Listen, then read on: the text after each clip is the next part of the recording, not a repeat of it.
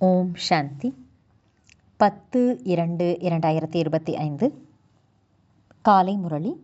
முரளியின் சாரம் பாபா சொல்றார், இனிமையான குழந்தைகளே, தந்தையின் மூலம் உங்களுக்கு எந்த ஒரே வழி கிடைத்து கொண்டிருக்கிறதோ அதன்படி நடந்து கலியுக மனிதர்களை சத்யுக தேவதைகளாக ஆக்கக்கூடிய மேன்மையான காரியத்தை நீங்கள் செய்ய வேண்டும். கேள்வி: அனைத்து மனிதர்களும் ஏன் துக்கமானவர்களாக ஆகியிருக்கிறார்கள்? அதற்கான முக்கியமான காரணம் என்ன? பதில்: அனைவருக்கும் ராவணன் சாபம் கொடுத்து விட்டதால் தான் அனைவருமே துக்கமானவர்களாக ஆகிவிட்டனர். தந்தை வந்து ஆஸ்தியை கொடுக்கின்றார், ராவணன் வந்து சாபத்தை கொடுக்கிறது என்பதை உலகத்தினர் அறியவில்லை. தந்தை ஆஸ்தி கொடுத்ததால்தான் பாரதவாசிகள் இந்த அளவிற்கு சுகமானவர்களாக, ஸ்வர்க்கத்திற்கு எஜமானர்களாக ஆகியிருந்தனர், பூஜைக்குரியவர்களாக உள்ளனர். சாபம் அடைவதினால் பூஜாரிகளாக ஆகிவிடுகிறார்கள். ஓம் சாந்தி. குழந்தைகள் இங்கு மதுவனத்திற்கு பாப்தாதாவிடம் வருகின்றனர். இந்த ஹாலுக்குள், அதாவது மண்டபத்துக்குள் நுழையும் போதே முதலில் சகோதர சகோதரிகள் அமர்ந்திருப்பதை நீங்கள் பார்க்கிறீர்கள். பிறகு பாப்தாதா வந்திருப்பதை பார்க்கிறீர்கள் எனும் பொழுது தந்தையின் நினைவு வந்துவிடுகிறது. நீங்கள் பிரஜாபிதா பிரம்மாவின் குழந்தைகள் ஆவீர்கள், பிராமணர்கள் மற்றும் பிராமணிகள். அந்த பிராமணர்கள் பிரம்மா பாபாவை அறியவே இல்லை. குழந்தைகளான நீங்கள் அறிவீர்கள். எப்பொழுது தந்தை வருகிறாரோ அப்பொழுது பிரம்மா, விஷ்ணு, சங்கரரும் அவசியம் தேவை. திரிமூர்த்தி சிவபகவானின் மகா வாக்கியம் என்றும் கூறுகிறார்கள். இப்பொழுது மூவரின் மூலமும் மகா வாக்கியம் என்று சொல்ல மாட்டார்கள் அல்லவா? இந்த விஷயங்களை நல்ல முறையில் புத்தியில் புரிந்து கொள்ள வேண்டும். எல்லையற்ற தந்தையிடமிருந்து அவசியம் சொர்க்கத்தின் ஆஸ்தி கிடைக்கிறது. ஆகையால் அனைத்து பக்தர்களும் பகவானிடத்தில் என்ன விரும்புகின்றனர்? ஜீவன் முக்தியை. இப்பொழுது இருப்பது ஜீவன் பந்தனம் ஆகும். நீங்கள் வந்து எங்களை இந்த பந்தனத்திலிருந்து விடுவியுங்கள் என்று அனைவரும் தந்தையை நினைக்கிறார்கள். பாபா வந்திருக்கின்றார் என்பதை இப்போது குழந்தைகளான நீங்கள் மட்டுமே அறிவீர்கள்.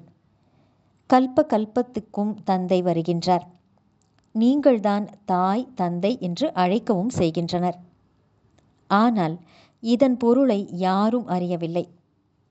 நிராகாரமான தந்தைக்காகத்தான் அழைப்பு என்று புரிந்து கொள்ளுகின்றனர், பாடுகின்றனர். ஆனால் அடைவதொன்றும் இல்லை. இப்பொழுது குழந்தைகளாகிய உங்களுக்கு அவரிடமிருந்து ஆஸ்தி கிடைக்கிறது. பிறகு ஒரு கல்பத்திற்கு பின் மீண்டும் கிடைக்கும். தந்தை வந்து அரை கல்பத்திற்கான ஆஸ்தி கொடுக்கின்றார். ராவணன் சாபம் கொடுக்கிறது என்பதை குழந்தைகள் அறிவீர்கள். நாம் அனைவரும் சாபம் அடைந்திருக்கிறோம் என்பதை உலகத்தினர் அறியவில்லை. ராவணனின் சாபம் ஏற்பட்டுள்ளது. அதனால்தான் அனைவரும் துக்கமானவர்களாக இருக்கிறார்கள். பாரதவாசிகள் சுகமானவர்களாக இருந்தனர். அப்போது லக்ஷ்மி நாராயணன் இருந்தார்கள். தேவதைகள் முன் சென்று தலை வணங்குகின்றனர், பூஜிக்கின்றனர். ஆனால் சத்யுகம் எப்போது இருந்தது என்பது யாருக்கும் தெரியாது. சத்யுகத்துக்கு மட்டுமே 1,00,000 ஆண்டுகள் என்று காண்பித்து விட்டனர். அதன் பிறகு திரேதாயுகம், துவாபர யுகம், கலியுகம் என்று கணக்கிட்டால் எத்தனை மனிதர்கள், அதாவது மக்கள் தொகை எத்தனை ஆகிவிடும்? சத்யுகத்தில் மட்டுமே அதிக மனிதர்கள் ஆகிவிடுவார்கள். எந்த மனிதரின் புத்தியிலும் இந்த புரிதல் கிடையாது. தந்தை வந்து புரிய வைக்கின்றார். 33 கோடி தேவதைகள் என்று பாடப்பட்டுள்ளது. அவர்கள் இவ்வாறு லட்சக்கணக்கான ஆண்டுகளாக இருந்தனர் என்பது கிடையாது. ஆக இந்த விஷயத்தையும் மனிதர்களுக்கு புரிய வைக்க வேண்டும். பாபா நம்மை தூய்மையான புத்தி உடையவராக ஆக்குகின்றார் என்பதை இப்போது நீங்கள் புரிந்து கொண்டீர்கள். ராவணன் அசுர புத்தி உள்ளவர்களாக ஆக்கிவிடுகிறது. முக்கியமான விஷயம் இதுதான். சத்யுகத்தில் இருப்பது தூய்மை, இங்கிருப்பது தூய்மையற்ற நிலையாகும். ராமராஜ்யம் எப்பொழுதிலிருந்து தொடங்கியது மற்றும் எதுவரை நடந்தது என்பதும் யாருக்கும் தெரியாது. ராவண ராஜ்யம் எப்பொழுதிலிருந்து தொடங்கியது, எதுவரை நடைபெறுகிறது?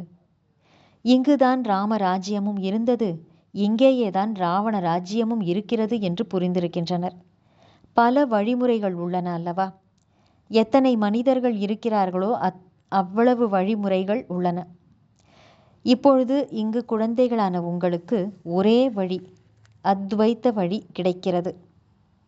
அதை தந்தை தான் வந்து கொடுக்கின்றார். இப்பொழுது நீங்கள் பிரம்மாவின் மூலம் தேவதைகளாக ஆகி கொண்டிருக்கிறீர்கள்.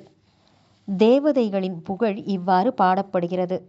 அதாவது அனைத்து குணங்களும் நிறைந்தவர்கள், 16 கலைகளிலும் முழுமையானவர்கள் என்று. அவர்களும் மனிதர்கள்தான். மனிதர்களை ஏன் மகிமை பாடுகிறார்கள்? அவசியம் வித்தியாசம் இருக்கும் அல்லவா? இப்பொழுது குழந்தைகளாகிய நீங்களும் வரிசை கிரமமான முயற்சியின்படி மனிதரை தேவதையாக்கும் கடமையை கற்றுக்கொள்கிறீர்கள். கலியுகத்தின் மனிதர்களை நீங்கள் சத்யுக தேவதைகளாக ஆக்குகிறீர்கள். நல்லது. தாரணைக்கான முக்கியமான சாரம். 1. வெற்றி மாலையில் வருவதற்காக தந்தையின் உதவியாளர்களாக ஆகி சேவை செய்ய வேண்டும். ஒரு நாயகருடன் உண்மையான அன்பு வைக்க வேண்டும். அந்த ஒருவரை மட்டுமே நினைக்க வேண்டும். 2. தனது மிகச்சரியான லட்சியம் மற்றும் குறிக்கோளை முன்வைத்து முழுமையான முயற்சி செய்ய வேண்டும். இரட்டை அஹிம்சையாளராகி மனிதரை தேவதையாக ஆக்கும் சிரேஷ்டமான காரியத்தை செய்து கொண்டே இருக்க வேண்டும். வரதானம். வெற்றி என்பதன் போதையின் மூலமாக சதா மலர்ந்த முகத்துடன் இருக்கக்கூடிய அனைத்து ஈர்ப்புகளில் இருந்தும் விடுபட்டவர் ஆகுக. விளக்கம். வெற்றி இரத்தினங்களின் நினைவு சின்னமாக அவர்கள் தந்தையின் கழுத்தின் மாலையாக இன்று வரையிலும் அலங்கரிக்கிறார்கள் மற்றும் அவ்வாறு பூஜை செய்யப்பட்டும் வருகிறது. ஆகவே என்றென்றும் தந்தையின் கழுத்தில் மாலையாக விளங்கும் வெற்றி ரத்தினம் நான் என்ற பெருமிதம் அல்லது போதை இருக்கட்டும். நாம் உலகத்திற்கே எஜமானரின் குழந்தைகள் ஆவோம். நமக்கு கிடைத்திருப்பது வேறு யாருக்கும் கிடைக்க முடியாது. இந்த குஷியும் பெருமிதமும் சதா தங்களிடம் இருந்துவிட்டால் எந்தவிதமான ஈர்ப்பில் இருந்தும் நீங்கள் விலகி இருப்பீர்கள். சதா வெற்றி பெறுபவரே என்றென்றும் முக மலர்ச்சியுடன் இருப்பார். ஒரு தந்தையின் நினைவின் ஈர்ப்பில் மட்டுமே அவர் ஈர்க்கப்படுவார். ஸ்லோகன். ஒருவருடைய நினைவில் மூழ்கி இருப்பதைத்தான் ஏகாந்தவாசி ஆவது என்று சொல்கிறோம். நல்லது.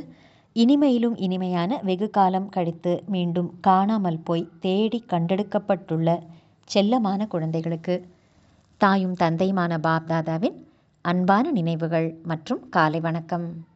ஆன்மீக குழந்தைகளுக்கு ஆன்மீக தந்தையின் நமஸ்காரம். ஆன்மீக தந்தைக்கு ஆன்மீக குழந்தைகளின் நமஸ்காரம். அவ்யக்த சமிக்ஞை. இப்பொழுது அனைவரும் ஒன்று சேர்ந்து ஒருவருக்கொருவர் தைரியத்தை அதிகரித்து கொண்டு இவ்வாறு சங்கல்பங்களை உருவாக்கி கொள்ளுங்கள். அதாவது இப்போது நேரத்தை நாம் நெருக்கத்தில் கொண்டு வர வேண்டும். ஆத்மாக்களுக்கு முக்தியை வழங்க வேண்டும். ஆனால் இது எப்போது நிகழும் என்றால், எப்போது நீங்கள் யோசிப்பதை நினைவு சொரூபமாக ஆவீர்களோ அப்பொழுது. எங்கே ஒற்றுமை மற்றும் திடத்தன்மை என்பது இருக்குமோ அங்கே நடக்க முடியாததும் கூட நடந்து விடுகிறது. நல்லது.